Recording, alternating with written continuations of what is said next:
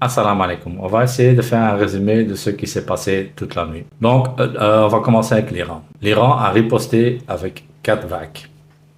4. Pendant les 4 vagues, ce qui a été visé et ce qui a été touché, c'est dans le centre de Tel Aviv, c'est d'abord le quartier du Mossad et puis le quartier du ministère de la Défense. Ça, ce sont les images les plus dures à trouver. Pourquoi? Parce que même Fox News qui voulait filmer, ils ont été chassés même vraiment brutalement parce qu'ils ne veulent pas montrer ça. Après, un général iranien a expliqué qu'ils ont attaqué 3 bases militaires israéliennes, donc de l'aviation, des radars, etc.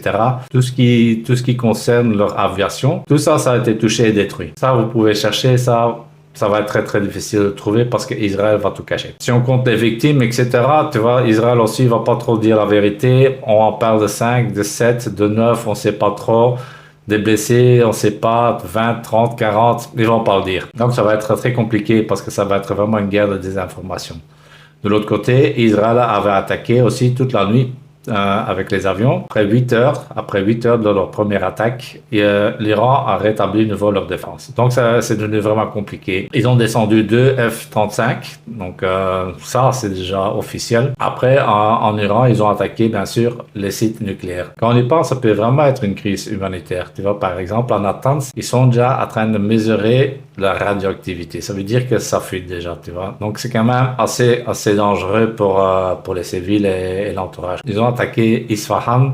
Il y a encore une autre centrale. Tous les bâtiments qui sont au-dessus de la terre, hein. Mais ça reste des sites nucléaires, donc c'est quand même très dangereux pour la civilisation. Donc hier, j'ai un peu regardé Colonel McGregor, c'est l'Américain, qui a expliqué que les 4 vagues que l'Iran a lancées hier, c'était avec les vieux systèmes. C'était surtout pour le Iron Dome, etc., pour un peu faire péter toutes leurs choses, tu vois. Et il a dit que les prochaines vagues, ça va être avec leur nouveau système. Et ça va être beaucoup plus compliqué encore pour Israël.